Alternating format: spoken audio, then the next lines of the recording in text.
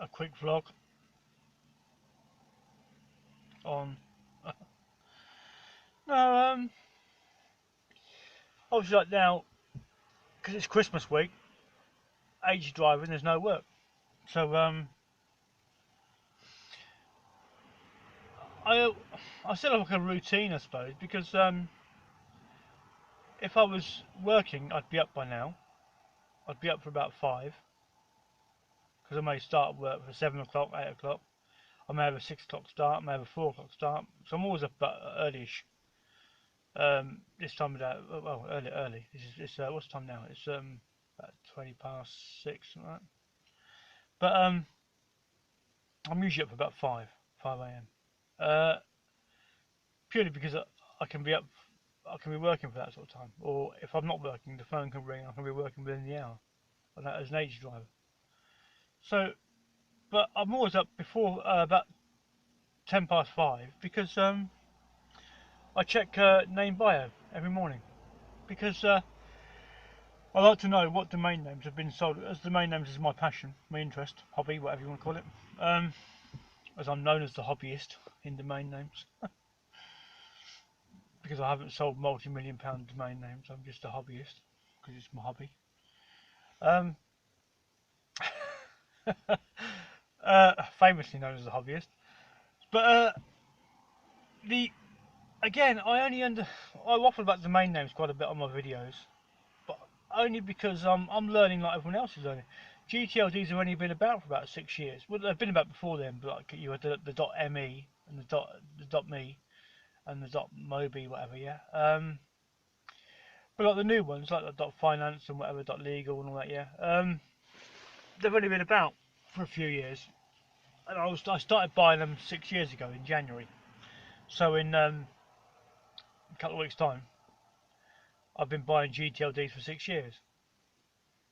Many people now don't even understand what GTLD is. So I've only when I waffle on about GTLDs, I was buying GTLDs at the very start of the newish GTLDs, the trendy ones.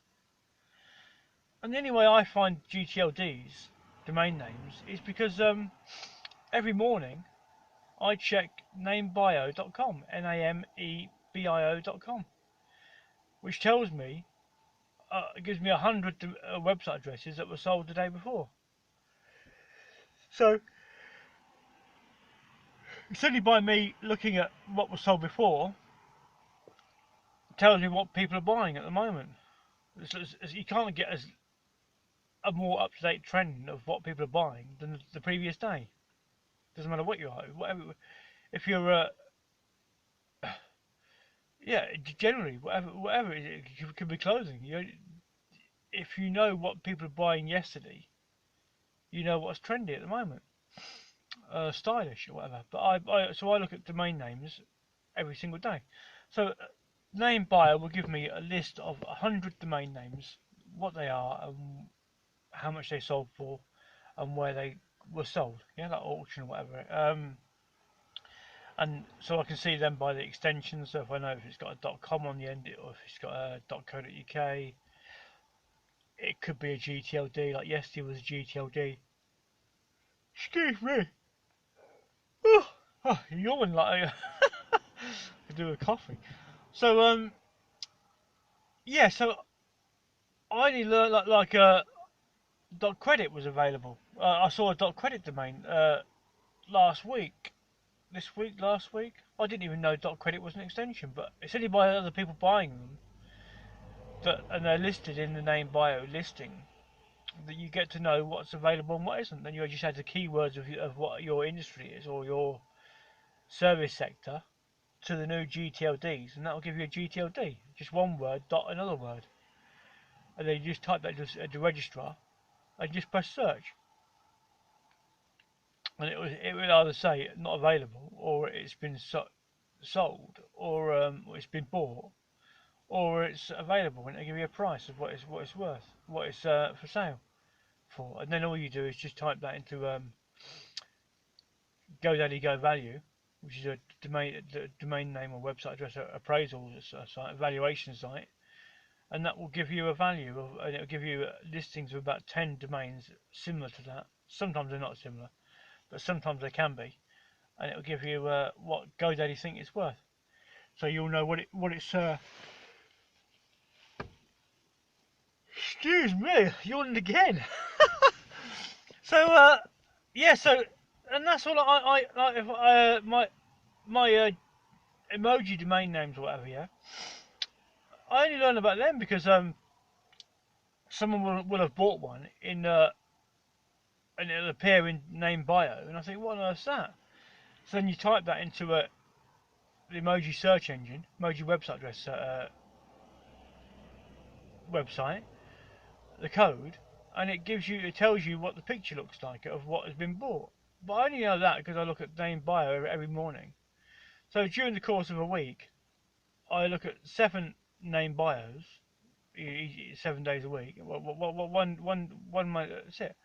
So each name bio is 100 names, 100 domain names, website addresses that were sold yesterday. So tomorrow, whatever's been bought today will be appear in tomorrow's name bio. Whatever's bought tomorrow will be bought in the day after. And it is, so it's 7 days a week. So each week I will look at roughly, approximately, at least 700 website addresses, sold prices, what they are and sold prices, so you get an idea of what's trendy at the moment and the extensions that they're being bought in, and it gives me an idea of what extensions are available as well, roughly as a guide price, what keywords or whatever, or brandables or emojis or whatever, emoji website or IDNs, internationalized domain names, etc., etc. And then I look at the DN Journal, which is usually would be tonight, which is it would be last night, sorry, last night and this morning, but obviously with Christmas and whatever, yeah, and Boxing Day, a lot of businesses are closed, so domain names. What happens with dnjournal.com is that the website addresses that are sold by brokers and auction houses and whatever on private sales are the details of the sales are given to DN Journal on a Monday and a Tuesday, like normal business days of a week, 5 days, and it's like 5 days in a week, business days, and then they're compiled into a list and categorised on DN Journal every week on a Wednesday night, Thursday morning in the UK about 5 o'clock. So like now, I would have actually looked at what was sold around the world last week on dnjournal.com, and plus my 100 domain names that I'd look at on the name bio. So on a Thursday morning, it's like a very busy. It's not very busy, but obviously if I'm going to work as well, I have to factor in the time that I look at these. Um, so I've looked at roughly about 170 domain names, website addresses before I go to work on a Thursday. Uh, and it's steady by looking at these, and he's looking at normal GTLDs, and then you've got like the .orgs and the .net prices and stuff of what's been bought, and you get like a top 20 of what's been bought in the world, the prices are sold. Usually there's a domain that's been sold for about $50,000 to $100,000 plus. Sometimes there's more than that. Then it gives you a different section, a different what do you call it? A different category that is CCTLDs, which is country code top level domains, which gives you like the .de Germany. They buy quite a bit of domains. .co.uk, .fr if it comes in, .it Italy, and it just gives you a global picture of what people are buying, whether it's either brandables and what they're buying. They could be buying 5letter.coms and etc etc. And I also there's a guy on Twitter, Jamie Zock, his name is Jamie Zock on Twitter, and he gets to know what like the big corporate clients are buying, like Amazon and Facebook, the website addresses that they're buying and how much they pay for them and stuff like that, which is quite interesting. If you, I just buy for reg fee like 10 quid or 5 quid, sometimes £1.15 or whatever. Yeah, but when you see the big name, the big one word.coms, when companies actually buy companies out and they rebrand, and to rebrand they have to have another. Uh, they want to change the brand name of their company to reflect the new acquisition or whatever. They buy a website address, and then through corporate domain name acquisition companies, brokerages, and see, there's a lot of businesses now, like domain name investors try to buy and try and find an end user, either via a brokerage or a platform where they can advertise their names for sale via a brandable marketplace online. There's quite a few about. More and more are happening all of the time. All the time. There's a lot of brokers, individual brokers that run their own individual brokerages that sell domain names. You've got the auction houses, the GoDaddy auctions. You've got Cedo, you've got Uniregistry, a few more. You've got people like Epic, FT, uh, and there's loads. But it's only by looking into the industry or seeing the data, the sales data, that you get to see where these domain names are actually bought. And like in January, you've got an auction, which means you're going to see a lot of listings, and you're going to see how many bids that actually get these domain names are getting, which tells you how popular they are. But businesses are also now buying the domain names and bypassing domain name investors and buying at auction website addresses for their ideas, for business owners' ideas. Entrepreneurs have ideas and they buy website addresses. Many entrepreneurs hoard quite a lot of they're domain name hoarders because they have ideas that they think, I'll buy this for that idea, but they never get around to doing it. But they sometimes then they'll get to another idea and think, well, I'll pursue that idea and I'll develop that brand or whatever it is. But it all starts with an idea, and then you buy a website address. And there are some really good website addresses about, not because for big business, and they're available. It's just that big business don't recognise the value that they're selling for. But some of them are like two-letter.coms. There's quite a few, like, even though there's only 676 two-letter.coms in the world, there's quite a few available. It's just that their asking price is in the millions of dollars. So it takes a business to see the value of that and to pay that sort of price. And that's domain name investing for you. But so I waffle on about domain names, but I look at my domain names or what is getting sold every day, which gives me, it's like if you're selling cars, you only get an idea of what a car's worth by going to like car auctions and seeing what they're going for under every auction, a couple of auctions a week or whatever it is, and you'll get a very, very good idea. The more cars that go through the auction and the prices that they sell for will give you a good idea as to what the car is worth. Same with domain names. The more domain name sales prices that you see gives you a better understanding, and the more you actually put into GoDaddy Go Value, which shows you what's been sold and the price it's been sold for, gives you a better idea and understanding as to how much a domain name is worth. And also, it's good if you've got a domain name portfolio to have a rough idea as to what your domain name portfolio is worth. Says he who hasn't got a clue what mine's worth. But there you go. That's just domain names for you.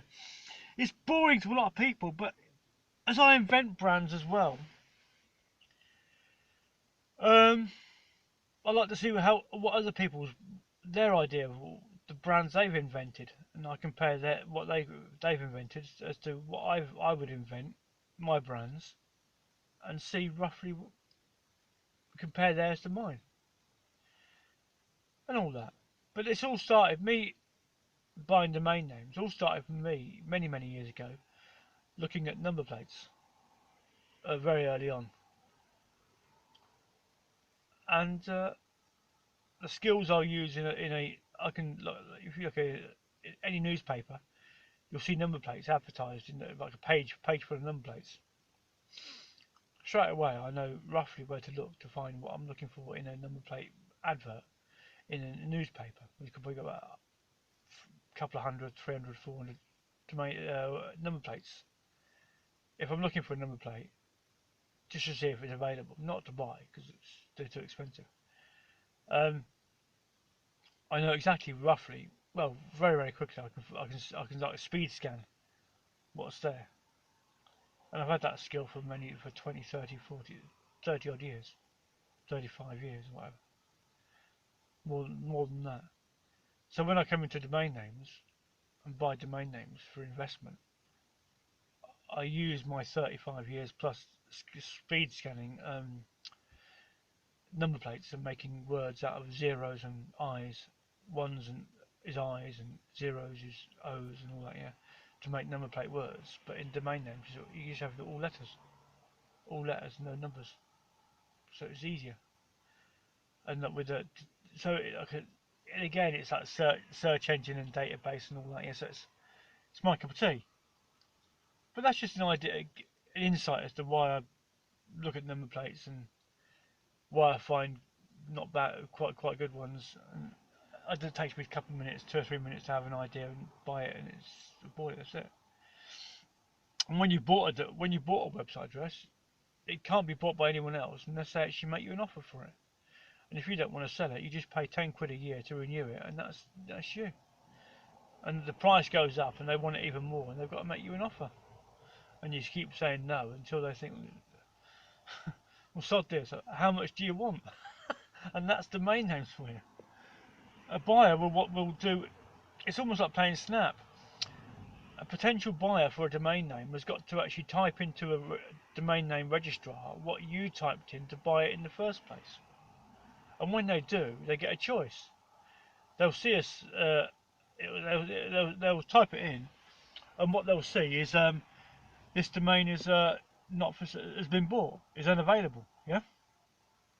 And there's a box in most search engines, domain name search engines, that says, "Here's what to do next if you still want it." And you have to initiate a buyer. You have to instruct a broker to actually broker the sale of or negotiate with. So like I have my sports finance, yeah, and someone else wanted sports finance, GTLD, which I own, right, shortest possible version in the world. If I renew it, I've only got to pay a renewal fee every year, and that's just to say no, thank you. Your offer's not enough, right? Yeah. And you'd have to actually then but to do that, you'd type it into a website address registrar, and it would say not available, but you can negotiate with the buyer, which is me, for example, and then you'd actually give your broker. So you'd be paying a broker. You'd be paying all the fees. I wouldn't pay any fee. If you started a broker, you'd be paying all the fees. If I list it for sale, I pay some of the fees, if not all the fees, or we can split the fees or whatever. But if you instigate the instigate is the word I was looking for. If you instigate the broker to approach me to buy my domain name, you the buyer pay the fees. I don't pay anything. So whatever the broker says this is what it's worth is what I get, and you pay fees like the broker's fees on top, plus the commission fees or whatever it is, yeah, on top. Plus, yeah, all fees. But for you to do that, you've got to type into into a registrar, domain name registrar, what I typed in. But when I typed it in, it was available, so I bought it. But when you type it in, it's not available because I bought it. And then you get a choice of either click the back button and try and find something else that's more suitable, or say, "Oh, I really want that," and how much?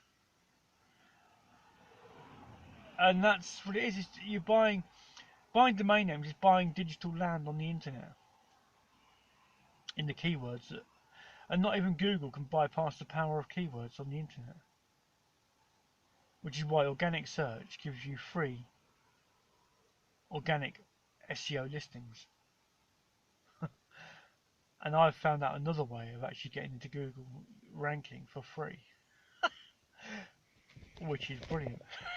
Costs me nothing, 0 pence, and I can get into any category into Google rankings for free. And there you go. But that's only just by guessing that I could, having a hunch that I could actually get into Google rankings via a different way, and I've managed to do it. And the thing is that now you can't click on my listings in Google rankings in the search, because it makes it the more people that do it, it sends my rankings to the top even faster. For nothing, for 0 pence into Google ranking organic search. But that's just me using, I've been playing around with organic search in Google. Anyway, thanks for listening to me waffling on a load of domain name waffle, website address waffle. But I could talk about it all day long, so I just talk about it, and whoever types into, again, the people that listen to my website address waffle, and I do this like this sort of time in the morning, because I can get it's now a 22-minute vlog. If I do this when it's daylight, there's more resolution on the video, which means I can only do an 8-minute vlog. So here I'm putting more content into YouTube, more minutes into YouTube. It's cheaper for me on the data, and it's faster to upload, so it makes sense. So it's almost like a podcast in YouTube. Have a good day. Take care. Thanks for listening. I haven't got a clue why you do, but thanks for listening.